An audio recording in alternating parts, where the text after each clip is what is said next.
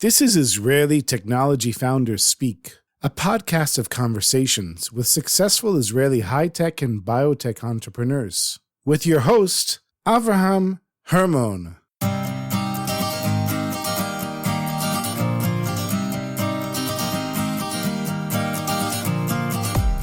Ophir Fromm is a serial entrepreneur who, after 23 years of creating startups in the high-tech and low-tech world, decided to combine his talent as an engineer with his passion for cycling to create a company called Bamboo Bike, an engineering firm that's creating sustainable solutions by using bamboo for modern construction, such as drones and cars. Avraham sat down with Ophir to discuss the inspiration for Bamboo Bike, solutions that the company has created outside of using bamboo as a composite material for projects, tips for startup founders, funding advice, and much more.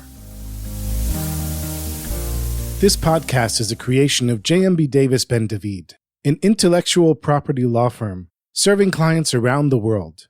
You have great innovations. We keep them safe. It's not just enough to have a great startup idea. If you don't legally protect your innovations, products, and brand, anyone can claim them as their own. We help you keep your great innovations secure. Learn more by going to jmbdavis.com. That's jmbdavis.com.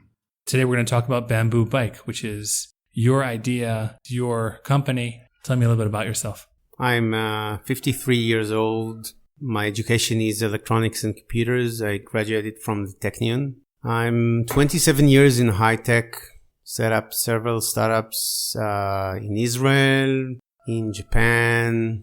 I started to do business in Japan, in Asia, starting with Japan 21 years ago. So I started to continue to do business in Asia. And the focus was mainly on high-tech technology, internet communication-based startups. I've built the first websites in Israel.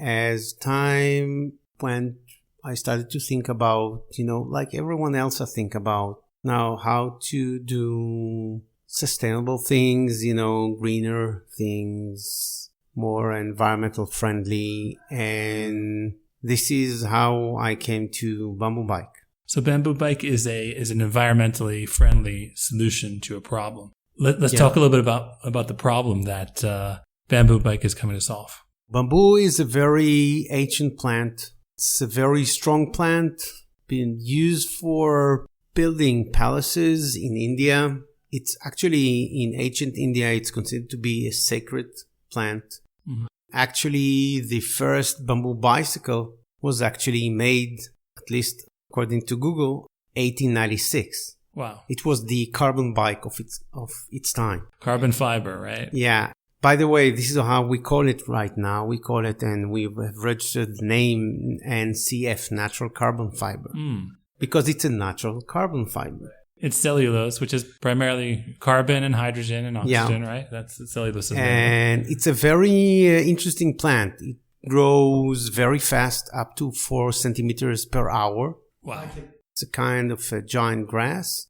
It absorbs a lot of CO2 because it's fast growth. And it doesn't use a lot of water. There are about 1,500 species of bamboo. So there are many, many kinds of bamboo. People say, oh, so you're using bamboo. What's environmental friendly about that? You are cutting bamboo, which is a kind of a plant, and then the panda bears will not have nothing to eat. So it's not, the pandas are, out of 1,500, they eat like 5 species, and then only a special part of the bamboo, a specific part. So that's not the issue. And actually, if you think about how to put plants, if you want to make a better environment because less CO2 in the air, better plant bamboo rather than trees that it will take them decades to grow. Mm-hmm.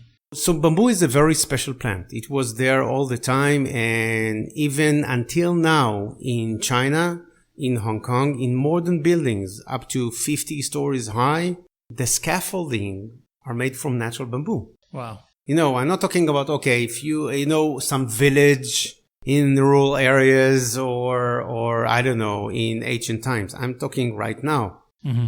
And you don't need to tell the Chinese, for example, that bamboo is strong. And I think that what happened that as more composite materials, more modern materials were invented, like aluminum for aviation or carbon, then you use less natural materials like wood or stone or bamboo. Mm-hmm. But it doesn't change the reality, which bamboo is per weight is stronger than construction steel. So it's very lightweight, which I guess would make it a good candidate to use in bicycles. It's very lightweight. If we compare 1 liter, which is 1,000 cubic centimeters of plain metal, plain iron, it will weigh 7 kilograms. Mm-hmm. The same volume of aluminum will be 2.7 kilograms. Mm-hmm. Bamboo fiber, 1 liter of it in volume, weighs only 300 grams. Wow. And I didn't invent bamboo fiber. That's nature, or if you believe in God, so that's God. But it was always there. People say, how it's possible that this is so strong, so light?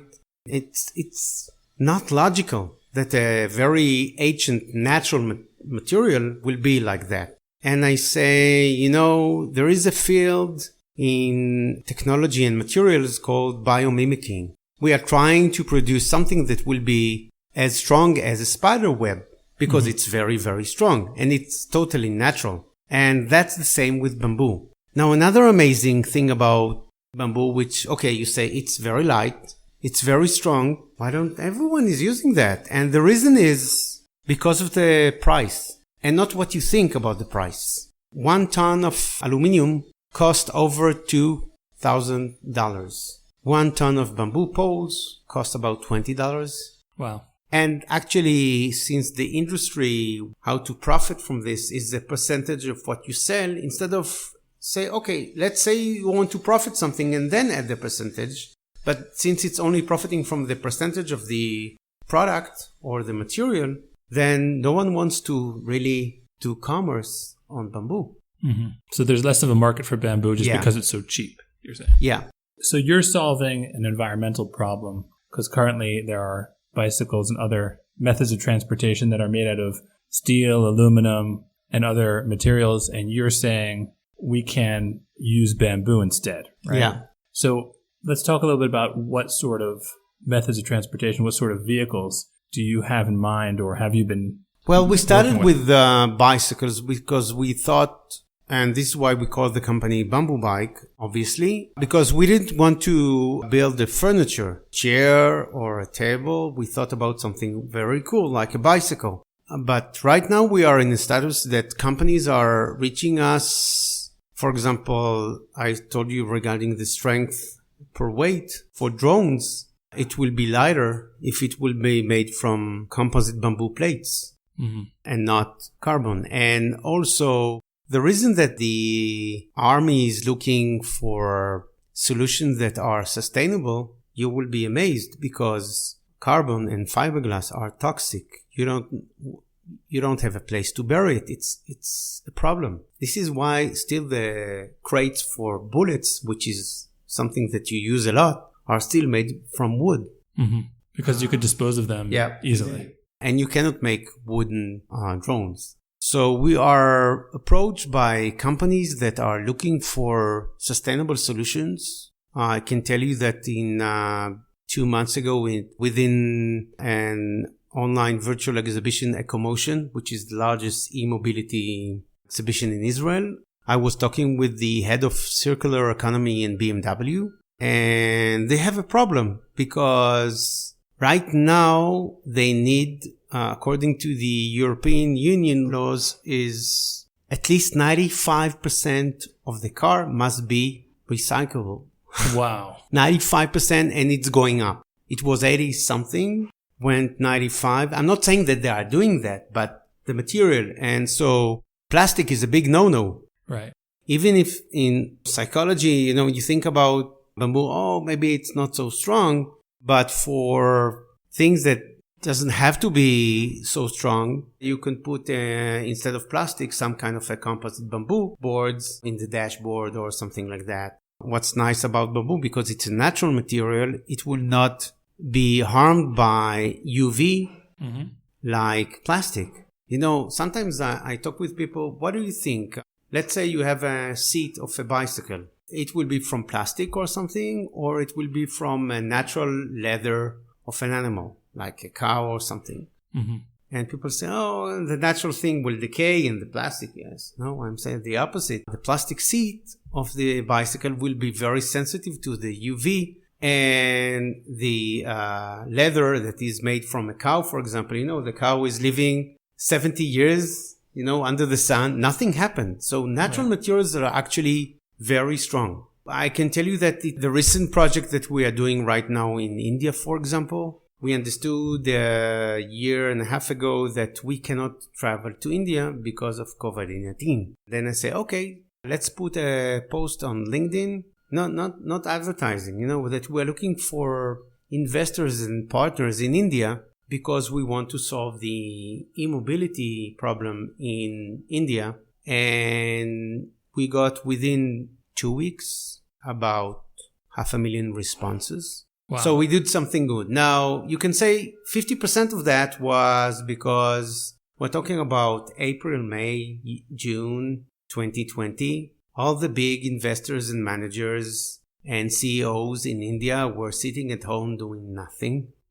And suddenly they read something interesting. But the other 50% was thinking, what is the biggest problem in electric mobility, which is not specifically in India, but also in India, the cost of the electrical vehicle, the range of the electrical vehicle, the lack of charging infrastructure, and the battery lifetime. If I can say one word how to solve it, the word will be efficiency.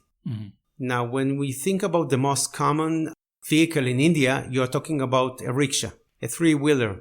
Mr. Modi, the Prime Minister of India, said that in 2023 to 2025, if you have a gasoline motorcycle or a gasoline rickshaw, you will not get a license to go on the road. So it's a big incentive to go electric.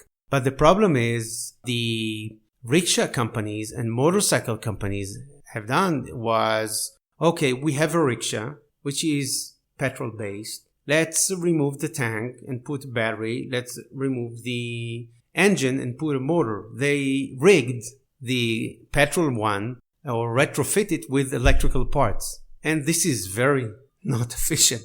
Right, because it was built for a gasoline engine and not for a battery. So it's very heavy. You need a big motor, high power consumption, big battery, very expensive, short range. How short?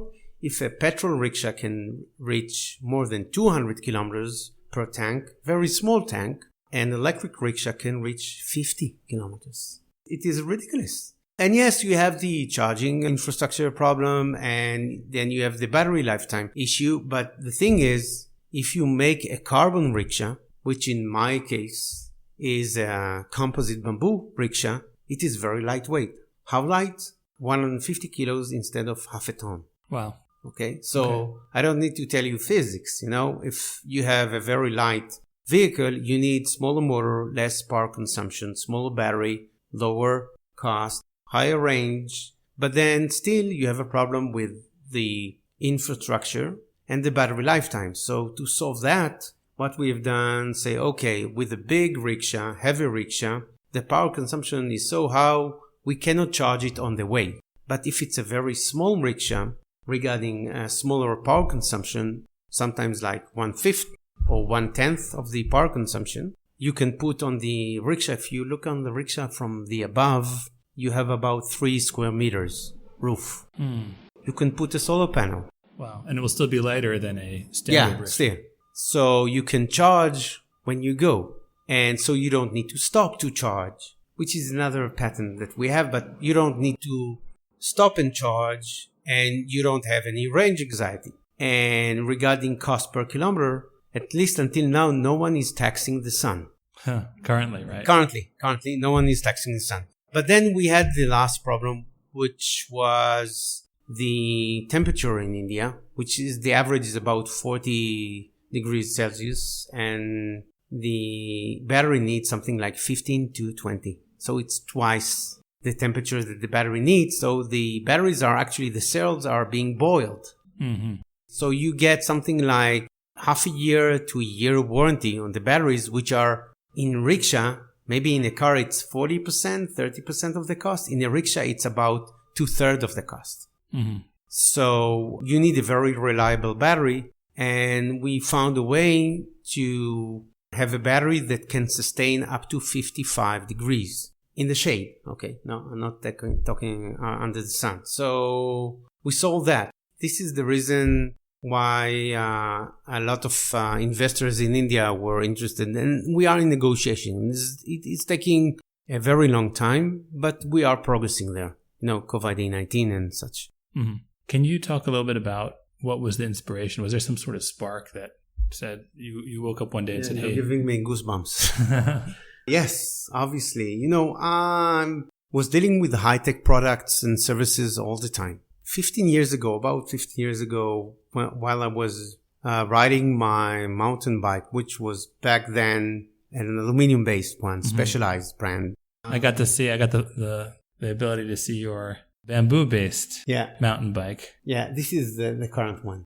So I was riding my bike near kibbutz, and in the entrance of the kibbutz, there was a pile of bicycle junk, and a very old army veteran from the commando. He was from the commando back then, many, many years ago. And he was actually taking used parts of bicycle, polishing them, coloring them, and building something and sell it for $50. Okay, like statues and things like that, or no, not statues, like actual bikes for the kibbutz. I see. Okay, he was sort of refurbishing. Okay, kibbutz and Carmel. And he said to me, "Ophir, do you have a job for me?" And I got goosebumps as I get every time I'm telling that, and I understood that Ophir, this person, if he will not have a job, he's very old. Maybe he will die. Not everything is high tech. Let's think about making a bicycle. Now I said, okay, sustainable. Okay, from junk parts, no, that's not the issue. And I said, okay, you love bicycles. You think about a sustainable solution, and you don't want to bring the parts from China, for example, and you want to employ people here, because back then 200,000 bicycles were imported to Israel, and now it's 3 times as much. Wow. So there is a startup nation, and there is let's be a bicycle nation. We are achieving a lot of success in many, many fields. Then I said, okay, I heard that bamboo is strong. That back there in China, they built scaffolding for buildings from bamboo. Maybe it's good for bicycles. And the first shock was by Googling and see that I've seen a picture of a very old bamboo bicycle in a kind of a museum. But it was written there that the year that it was built was 1896. And this was wow for me.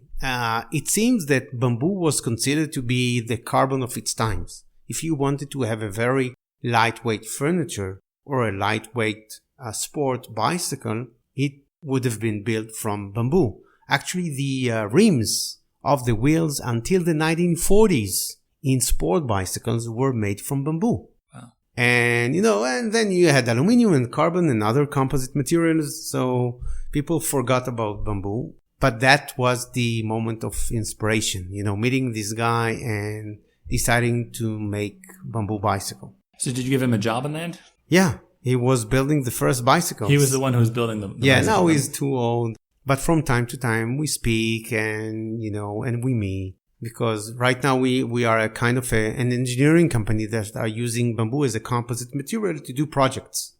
Okay? Mm-hmm. Not just bicycles. But that was the point of inspiration, yes. Let's talk about recommendations that you may have for other people that are in your position. They have some sort of idea. They're founders. They want to start a new company. What sort of advice would you give them from your experience? I have a saying. I don't know if I invented it but I'm saying for any entrepreneur, if you truly believe in yourself, if you truly believe in what you are doing, never give up. No matter how many times you will fail, just really never give up. Then success is assured. Mm-hmm. I'm meeting entrepreneurs that after one trial, say, okay, it will not work, it's not, you cannot think like that. You need to dream. Really, think about the highest possible. I'm not talking about, okay, I want to fly. Let's try to jump from the cliff and see if I can fly, let's be logical. But yes, you need to dream because only then you can achieve something. Let's talk a little bit about funding. You have funding for your company. What tips can you give to entrepreneurs regarding funding? Well, it's totally different 27 years ago and now. Although 27 years ago, we didn't call it startups, we call it projects. 20, 30 years ago, you need to have a lot of money to do something, or you need to have a lot of abilities to do something by yourself without getting a loan from the bank. Right now, you have, and I say to entrepreneurs, you don't need $1 million to start something. You need $1,000 and say, and who doesn't have, a few thousand shekels to put, okay? And people say, no, it's not possible. I said, look, you need a business model. You need someone that will write good thing about you on LinkedIn, Facebook, and a resume, a CV. You need a good presentation. I don't know, maybe even a business plan or something in a website. So people ask me, so how could it be done in $1,000? I said, there is a website, another Israeli startup called Fiverr, okay? And really everything you get for a few bucks. Now, I'm not saying it will not be the polished presentation that you will show to VCs, but you're not going with an idea to a VC. You need to start with something, and this something, you need your own money to start with. If you are not going to put your own money, I don't think you are fit to be an entrepreneur. You need to invest. If you believe in what you do, you need to invest something. And I'm not talking about tens of thousands of shekels, okay? $1,000, that's enough to check any idea if it's good or not.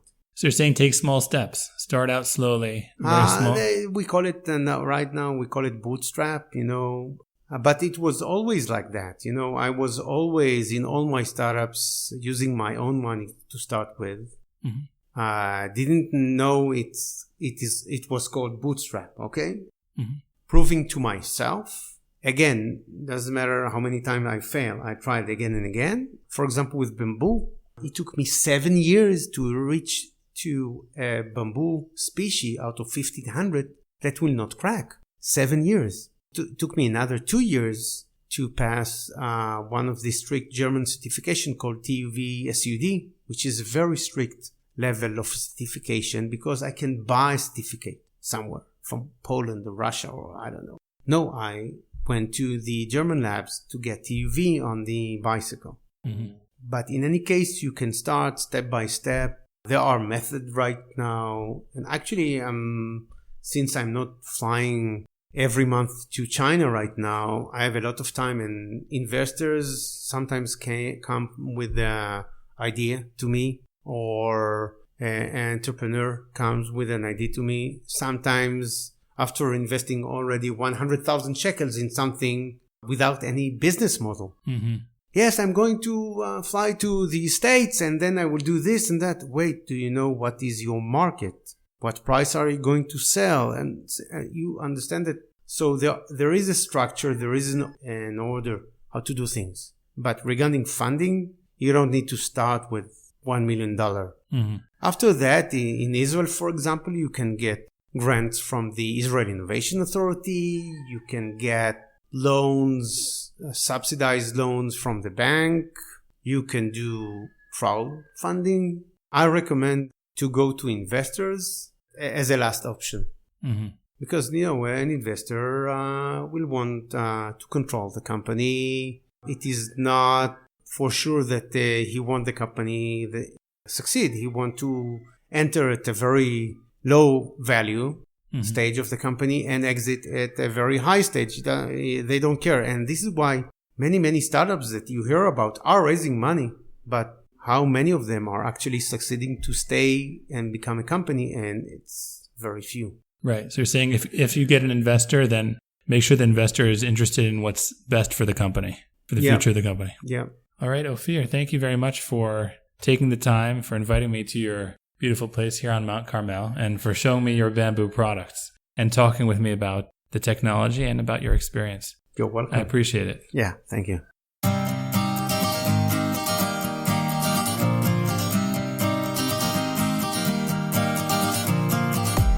That was Ophir Fromm, a bamboo bike. We hope you enjoyed this episode. There are many more to come. We'd love to hear about your startup and what you're working on. If you have a great innovation, we'd love to hear from you. Please contact us by going to jmbdavis.com/startup. We have a special site specifically made for startups in order to help startups protect their innovations. Thank you for listening, and we look forward to being with you in the next episode.